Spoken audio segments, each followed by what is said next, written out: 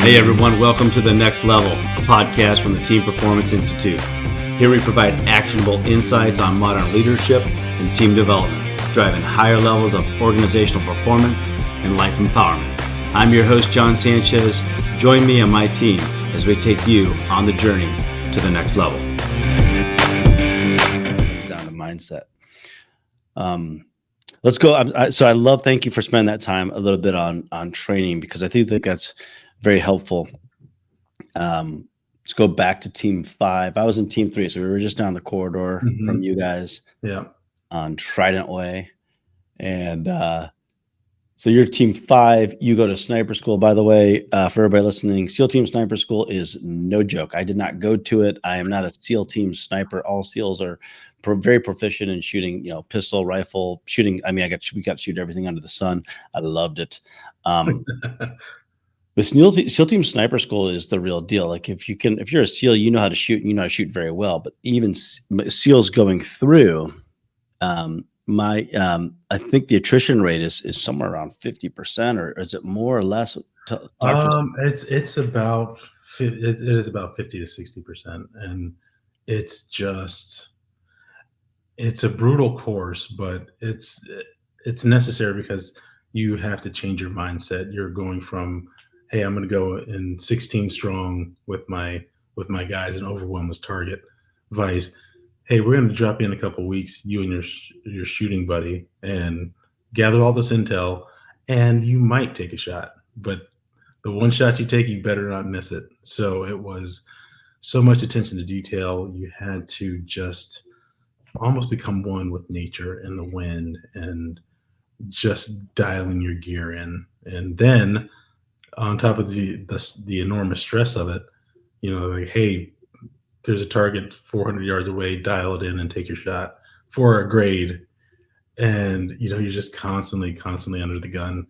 And then but then you go to the stalking phase, and this is where it gets a lot of people get beat up in stalking. It's just basically making yourself into a bush and sneaking up and taking a shot with professional SEAL sniper instructors looking within 6 feet of your position, so by the end of it, you had to be pretty good.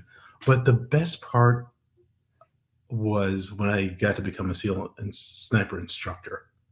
Wow. When I got to actually teach it. And my best part of my instructor staff training was when my students would fire me. And what I mean by that is you would take them from this novice shooter, right? And over the course of usually around 6 or 7 weeks, the light bulb just ignites, and they're like, oh my. I was like, okay, I get it. So once you can see the light bulb moment, but they don't trust it. Yeah. And then you just keep encouraging them. And then finally one day they're going to say, hey, Mark, I got it. So that's when I consider myself fired. So now I'm just a consultant. Yes. Like, hey, just look 10 feet that way. What do you see? Oh, I didn't even see that. Okay. And then as opposed to like walking their bodies, like, look at that tree right there. What do you see right there? And just because they just didn't get it. But once the light came on, I was just like, I'm getting ready to get fired. And every time it would happen, I would be so happy because they just got it. And it was such so great to get. And once they got it, I was like this beaming parent. I was like, that's my boy over there. That's my boy. Wow. That is so cool. Another great, huge nugget you just dropped into this podcast is like the benefit of mentorship, or the benefit of being an instructor or a teacher, watching Lena, and then like watching your children, your team, the people that you're assigned to coach or mentor, watching them become something bigger than you ever were, right.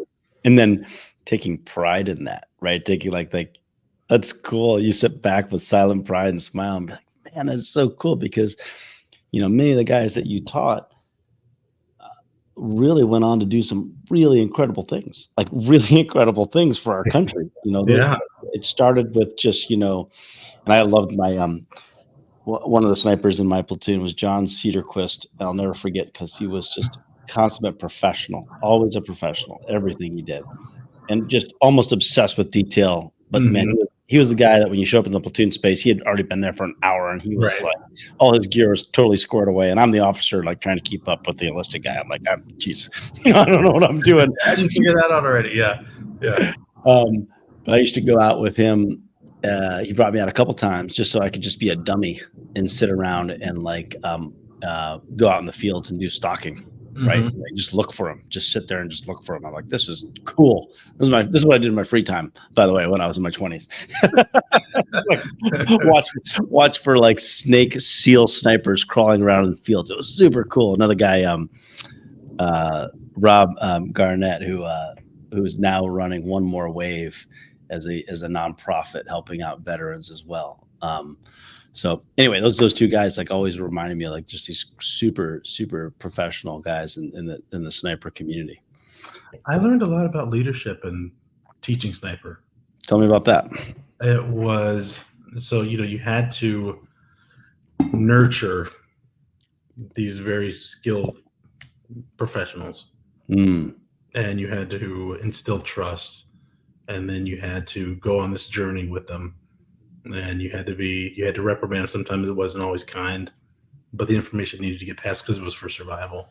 And then you'd get to talk with them. You had to keep that separation as an instructor, but just because it was just two of my students, it was a lot more indicative of a team room as opposed to you being a commanding officer or the XO, and there's a great distance between you and who you're leading. Yeah. But then, it's like, hey, I have to make sure these guys are taken care of and provided for. And one of the instructors had said, hey, you're doing a good job because your students keep coming to you with their problems. I was like, what do you mean? He's like, sign of a good leader is, are your guys still coming to you with their problems? Once they're not, then you've lost something. They either don't trust you, or there's something key in the leadership-led relationship that's not working, that's dysfunctional, and they don't have trust in you. And so those lessons I learned from that experience, I took it from my sniper students to my OCS class to my platoon, and each time there was a light coming on moment, but then there was a time my guys would fire me, but then the most rewarding part was next to the last day of deployment. I was like, hey, I got this problem, can you help me with it? I just get this smile on my face like, yeah, what you got? Isn't that great? So Colin Powell posted 18 principles of leadership.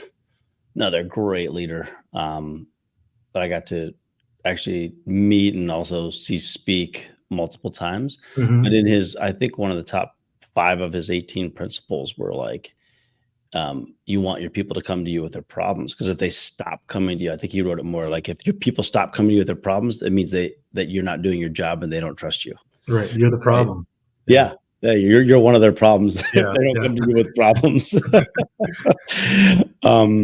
This goes into something really cool, Mark, because as a SEAL instructor, you said it well, like you were training very highly trained, very highly competent people. And I think it's important to recognize that everybody could use a coach. Everybody, no matter what level you're at, everybody can always be seeking to get better or have somebody outside of their world, outside of their presence, to see and coach them get better at something. I always, one of my favorite players is Michael Jordan. Watching Michael Jordan as a kid, I just thought he was the greatest in the world. But I think like Michael Jordan needed a coach.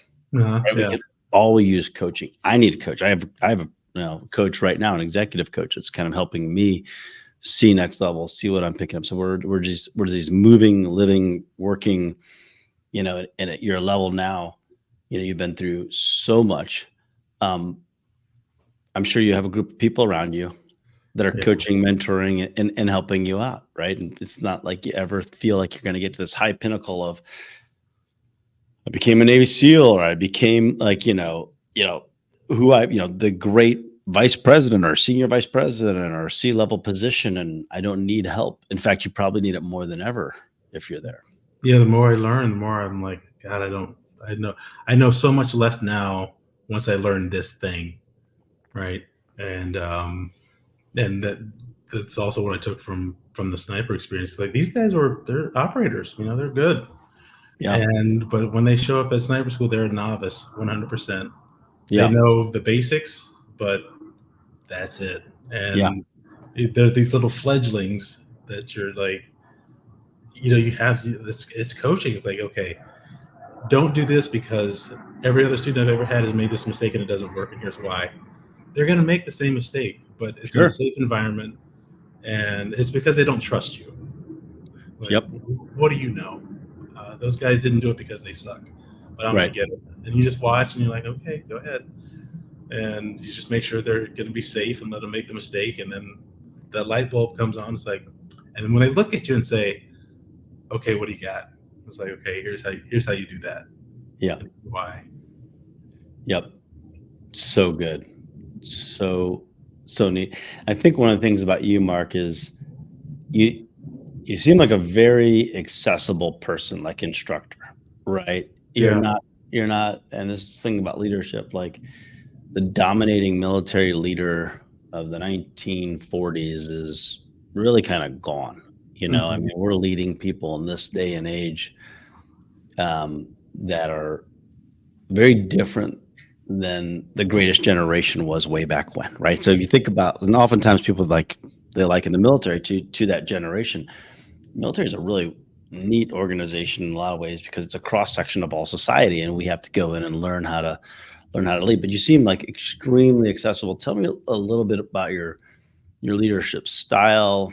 Some of the things as you transition from being an enlisted guy to an officer. I think those guys make the best officers in the world. Those men and women Mhm. that make that transition because they come in with so much credibility, right? You come in and if you're an officer and you say, "Hey," you have a young sailor or young Marine, or you could say, "Yeah, man, I know what it's like to be an E3." I remember boot camp, and you immediately beyond that. Tell me a little bit about your like leadership style on the teams, and where you felt like you were strong, where you felt like you could have used some help. What did it look like for you? I'll start off where I needed help. I could always identify like my toughest job was doing ops because I was my strong suit wasn't being organized, and you have to be incredibly organized. So many things on your plate, and I came back from Afghanistan completely overwhelmed, and my ops job was I just did not do well in ops. But what I took from that was I was like, okay, I can identify that, hey, your organization sucks and you have to get better at it and you have to seek that help.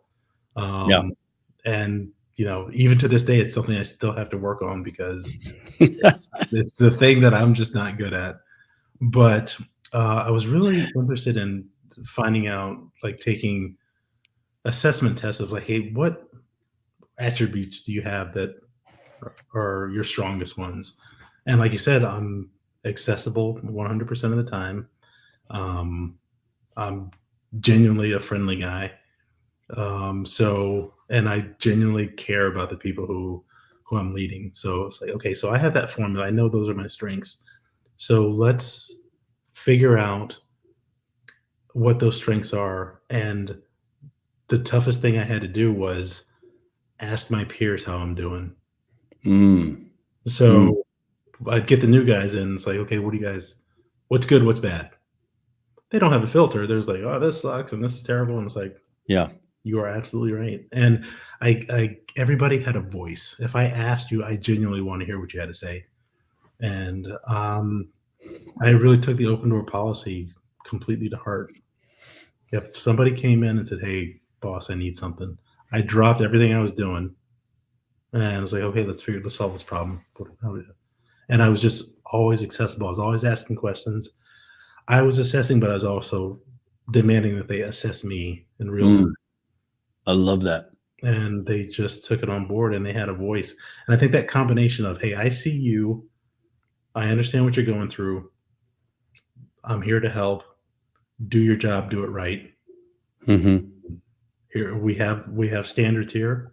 And Hmm. as long as you're within those standards, you're not going to hear from me. But as soon as you deviate and you hear, "Hey, what are you doing?" You're like, "All right, he caught me," because you know what you're doing, and you You hope know what to you're get away doing. with it. Yeah, I'm always watching, kid. But I see that. I see that chin above the bar there, yeah, buddy. yeah, I know. I know exactly what I happened. I know you. I am you. I am you, Um, yeah. But the so disability piece was really, I thought was really key, and I, with my OCS students and my platoons, I was the thing was I was always available. yeah, that'd be wild going through OCS as an enlisted SEAL as So well. I bet you that was crazy. I want to touch on one thing because not everybody might understand that when you say ops, people might be thinking about like operations, SEAL team operations. What we say ops, we mean desk job. Okay, mhm, so ops means there's in the SEAL team, there's a commanding officer who's in charge of the whole team. There's an executive officer who's like the guy who's really, in charge of the whole team. I mean, the CO is kind of like he's the head of the ship, right? He's got everything. The executive officer is right below him, and he's in charge of like like really holding everybody accountable to the CO standards. The OPSO so much falls on the operations guy because he's in charge of all the moving parts of the teams. And there's a million. And I had a small, very small stint that I sat in the ops position at SEAL Team 3, and I was not prepared. And I felt I felt so bad. I was watching all these emails come in. And also, I didn't know a lot of the answers. I don't think there's any training on how to be an operations officer. Hopefully there's not, but I just sat there like, I have no idea. And this mhm. master chief is going to kill me. I'm like, I Oh just don't yeah, know that what's going on. What did you do, Mark, when you set this up and that's a challenging piece for you? People are coming to you. What did you do when you didn't have the answer? Right? You got peer feedback. You got everybody coming to you saying, "Hey, this sucks. This is a huge problem," and it's an organizational problem. Like sometimes, especially in the teams, like it's not the way that it should be. What did you do when you didn't have the answer, or you felt like the organization just wasn't in line with where the warriors are? I was just brutally honest. We're in a brutally honest um, organization in the SEAL Hmm. teams. Hmm. Um, I would let them know that I I may not have the best answer, but this is the decision we're making, and this is the direction we're going. And it was really challenging when the guys would. There were some moral things that would happen, and they were just stuck. Like, this is how it should be, but this is what's actually happening in reality. Mark, how do we make this make sense? Yeah, And it was a lot of it was not understanding the military structure, not understanding how the upper levels of leadership, how those dynamics work, sure. um, different levels of punishment, different levels of performance. Hmm. From on high, it's like, you have to do this, but then something would happen, and the boys are like, well, that's not. I just got busted down in rank for that, and this guy has a certain rank, and he gets a free pass. Right. Right. And not so much with us, but when they would hear about it, either in the big Navy or especially downrange, things would happen, and it's like, well, these two things don't make sense because this is clearly wrong, and somebody's getting away with it. How do we justify this? Like, look, we just have to do what's right. What we morally know is right. That's the standard, and then if we get punished for doing something right, then I'm okay with that. Yeah. Yep. I'm okay with that. Do you let me take the hit from higher ups? You guys just, I'm setting you up in a position to do your best job as an operator. Let me be the buffer between what's coming down towards you. You guys Yes. do it from, and let the chief do it from the senior enlisted side. But your job is to do SEAL stuff. My job is to do some SEAL stuff, but also some management stuff, and then some buffering. So let's keep our lines clear. I'm going to keep you informed. I'm going to over communicate, and then we're going to figure this thing out. But your job has not changed. I love that. Setting expectations, Mm-hmm. being brutal, like I said, brutally honest, like with your groups. I've seen as we've went through, very tough times in the business world, and even like go back to COVID, like the leaders that were super like honest with what was going on, the brutal reality. Even Stockdale says never deny the brutal reality of your day to day. Mm-hmm. Right? That's what we're dealing with, but also holding them and keeping them in line and in tune with, hey, you are sailors and you have a job, and that job doesn't change. Sometimes people just need to be reminded of that. Um, I personally found it very challenging to do in the SEAL teams because you're leading like super alphas. You Right. know, the SEAL teams get you through. They take young guys who are going through. You went through a little bit older at 24, but most of these guys going through in the 19, 20, 21-year-old range. And by the Mm-hmm. time they get out of SEAL team training, they're 21, 22, and they feel, and they should feel like impenetrable, like they're gods in a way, and that can be a negative, very negative thing. We're taught to be teammates. We're taught to be very accountable. But to lead that, like it can be negative if you don't have good leadership, right? Yeah. If you don't Yeah. have good leadership, reeling it all back in, and letting the guys be crazy, but then being able to harness that crazy in the right direction. Yeah. And one thing I left out was the biggest takeaway from leadership was consistency. Mm, I yeah. was consistent. They knew on Monday, on Wednesday, or on Friday what I was. It was the same every day, Mhm. and that took a lot of effort. Sometimes I'm having a bad day, but Mark's Yeah. going to be consistent. I know what I get every time I talk to this guy, and I think that's really important. It builds stability and trust. Yeah. And just this one less thing the guys have to worry about. It's like, Yep. I came to him one day and he was great, but then the next day I didn't know what I was going to get. Like, Yep. nope, every single day you get the same guy, Yep. and the same decision making process, and the same goals and accountability. It's all the same. Yep. It's beautiful. I think I look back in the opposite direction for myself, and I think, where I really messed up was when I wasn't consistent. When I Mm-hmm. really messed up when I wasn't honoring my like one-to-ones with my folks. It's like, set up these meetings, and Mark, he's a great performer. Pfft, I can He's just push. fine. I'll push that meeting off, and I'll see you in the hallway. Be like, you good? We're good. No big deal. And that's where I think I honestly failed quite a bit, like in leadership. And I'm talking more in the corporate world where um, you're some of your best people that are good and everything. It's just great to be consistent with them. Be I with learned them. that from my kids, being the parent. Yeah. Yeah. Yeah. Absolutely. One thing Jack Carr so I was on Jack's podcast and he was on here on the Next Level. And it was a throwaway comment for him, but man, it stuck with me. That guy, like you, that guy I look up to, man. And it's just fun. Now, I do have a lower number on my helmet here, but I still look up to you guys.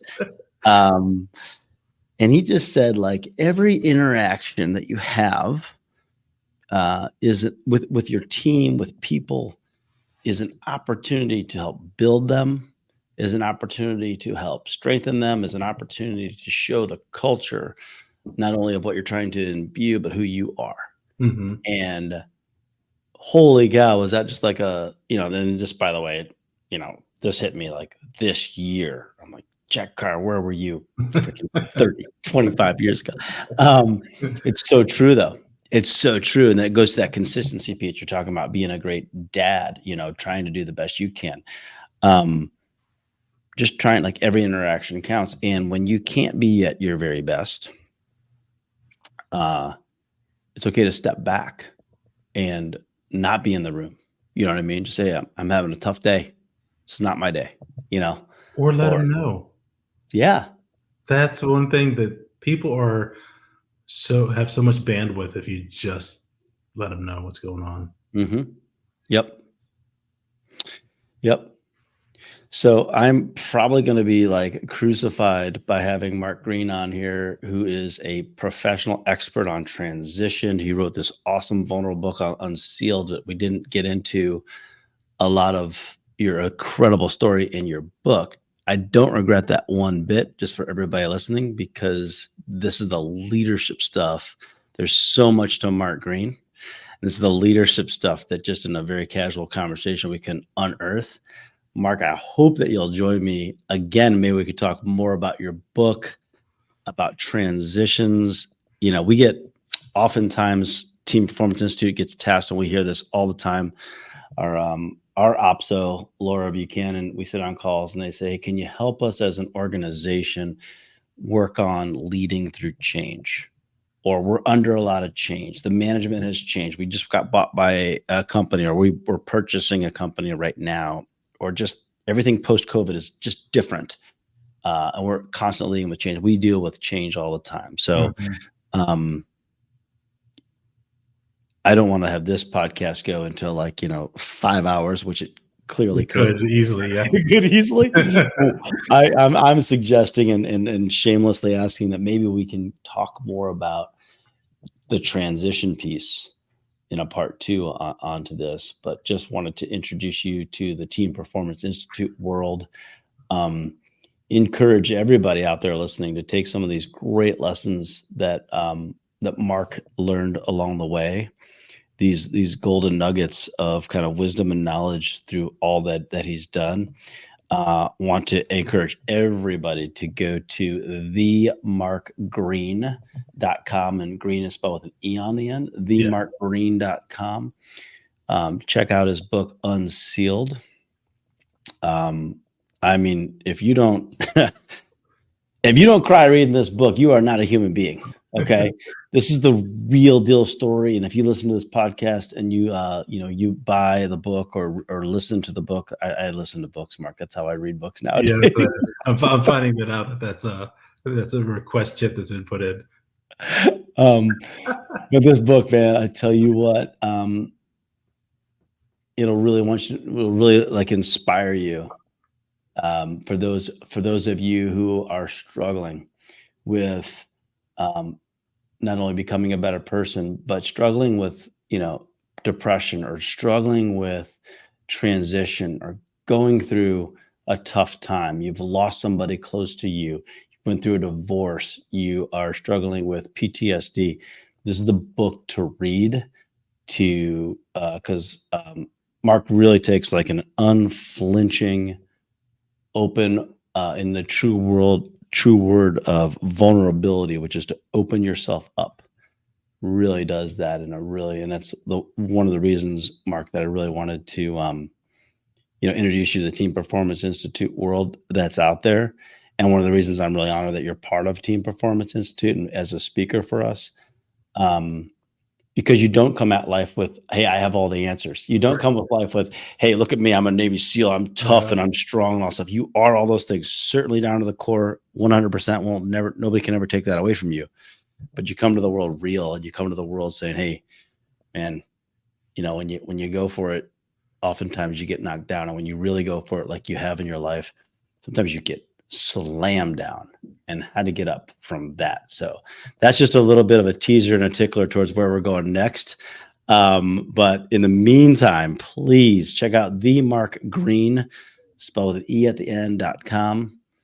Check out his book. Watch this on YouTube on live, because Mark Greene's a very good looking guy, by the way. I mean, come on, look at this guy. Can you see me blushing? I can see it. Well, my brother from another mother, coming out of Ohio, lived in the Philippines.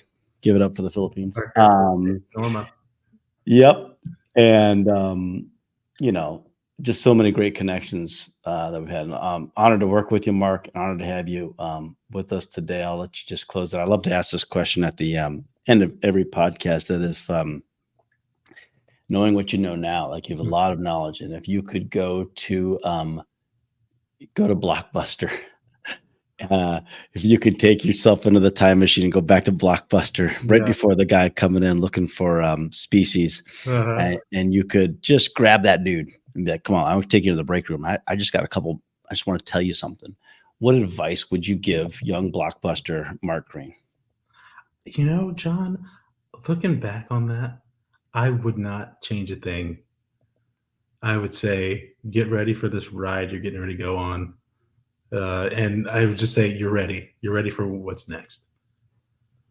I love it. Because looking back on it, that was the biggest insecurity I had was, am I even ready for this? And I would, before the species guy came in, it would just be, hey, do you have this movie called, hey man, you're ready for what's next? Go crush it. And then just walk out, because looking back on it, I was ready. I just didn't know what I didn't know. And throughout all the ups and downs, there's not a thing I would change. I would go through all the hiccups and the tragedies and triumphs, because that's that's the sand that makes life interesting and you learn from. But yeah, I would take every injury, I would take every failure, just to experience the high side of that, of the successes and just the triumphs and the lessons learned, all worth it, 100%. So wonderful. Yeah, those tough times, and you've gone through a lot. Those tough times just make it so much nicer, so much sweeter, so much better, to be for the sun to come up, right? To enjoy those great moments with family, with friends. You can really enjoy those highs when you really truly have experienced those lows. I'm better for everybody in my life because I've experienced those highs and lows. Yeah. Mark, what a awesome conversation. Thanks, man. Thanks so much, from the bottom of my heart. God bless you and your whole family and your whole crew.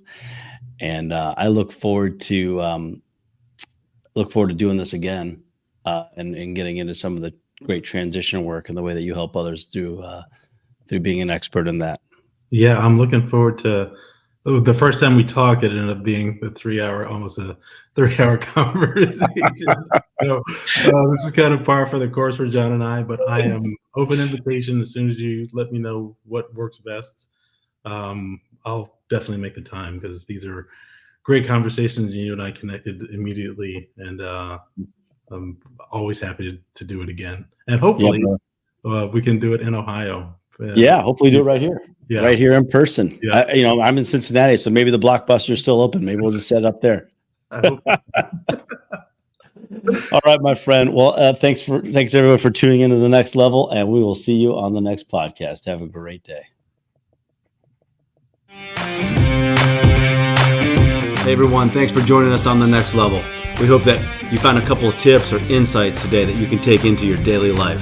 To learn more about our leadership training programs, our executive coaching programs, and the Team Performance Institute, please visit us at teamperformanceinstitute.com or email us at info@teamperformanceinstitute.com. Hope you have an awesome day.